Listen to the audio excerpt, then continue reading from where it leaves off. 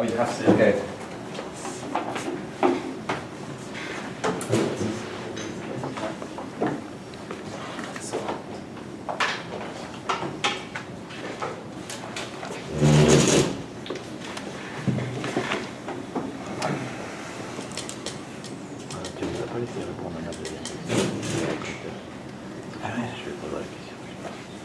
Ils ont mis un temps fou sur la première. Vous n'avez pas répondu à la deuxième question. Il faut en parler.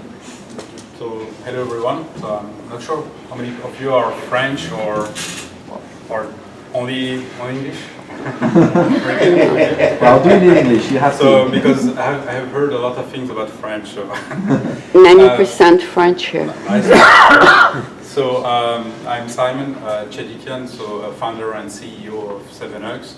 7X is a hardware B2C company, so we do hardware products that we sell in retail stores. So we have a first product. So I will show you.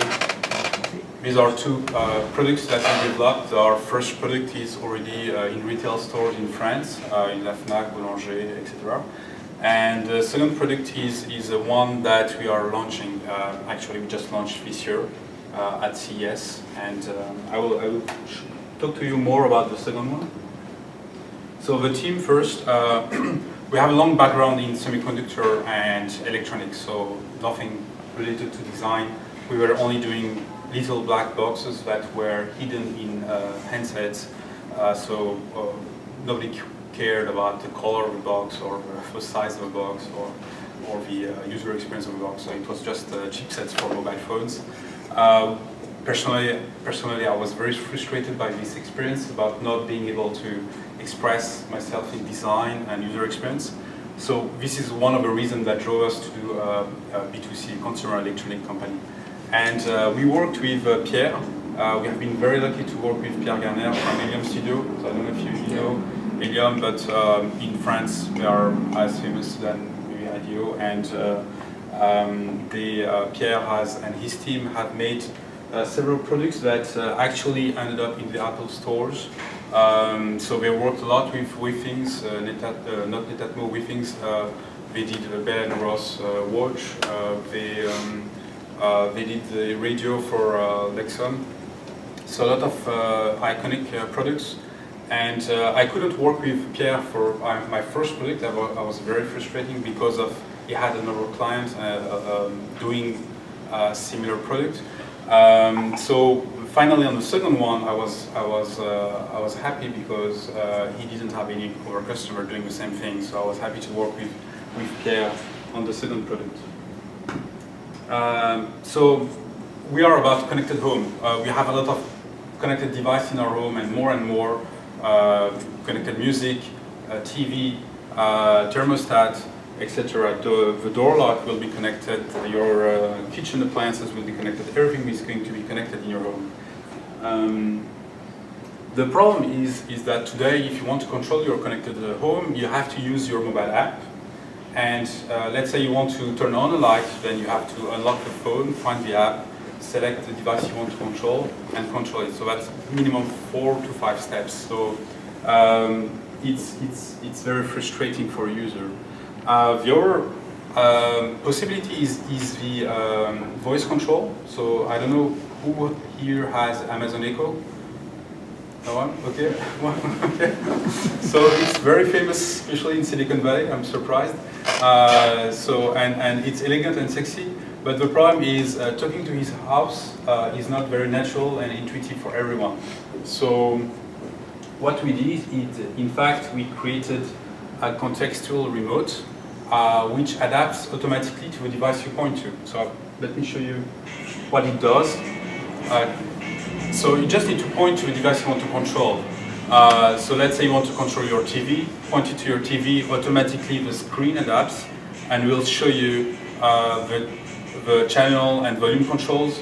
You can control your lights just by pointing at it.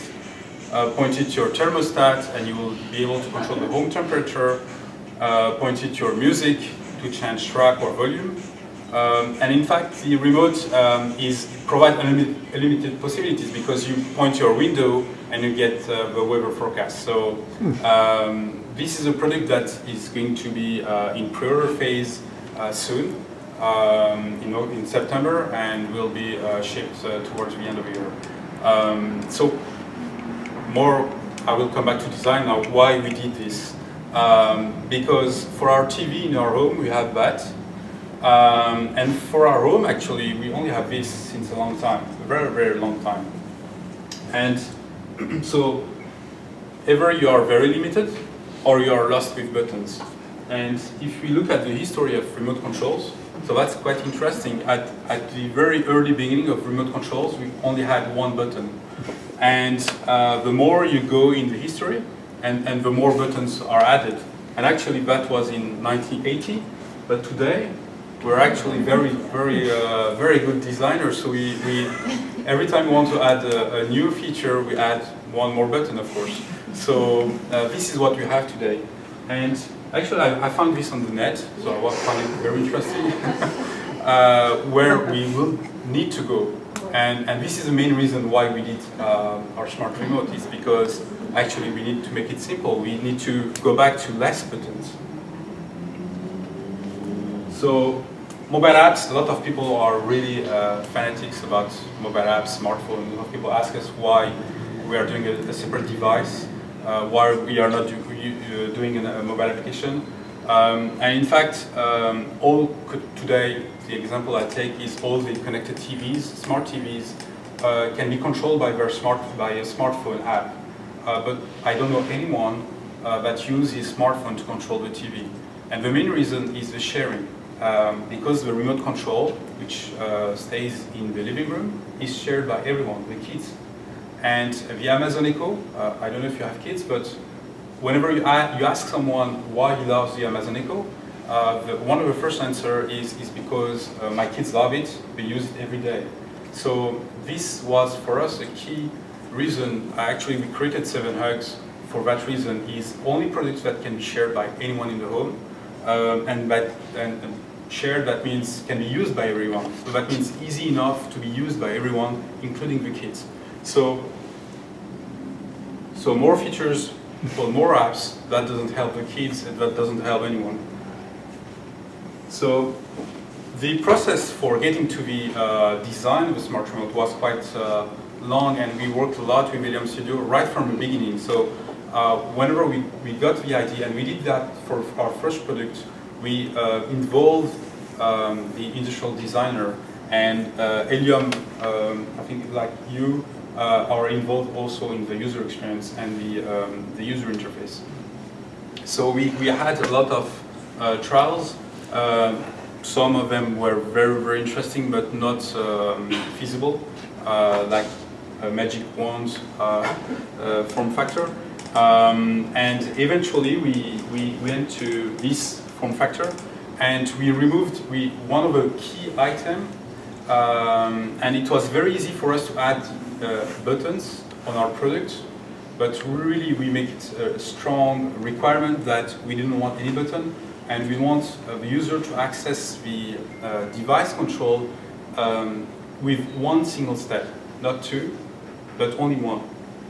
So that was very important, which means that whenever you point to something, you get immediately the screen that adapts. You don't have to go through one further step. You just immediately access to the controls.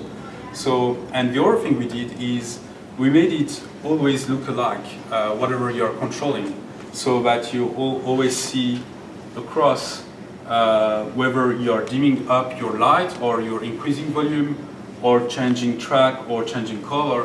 It's always the same gesture with the finger.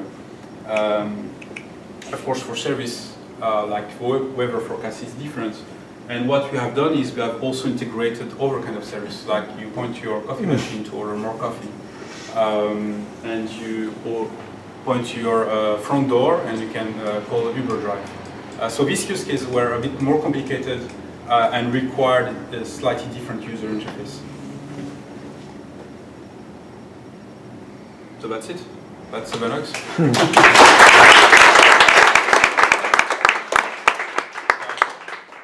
This is a design model.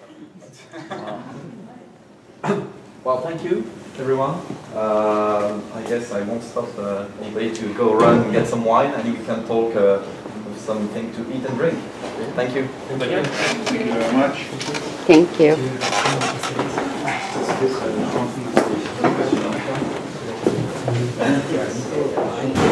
Oui,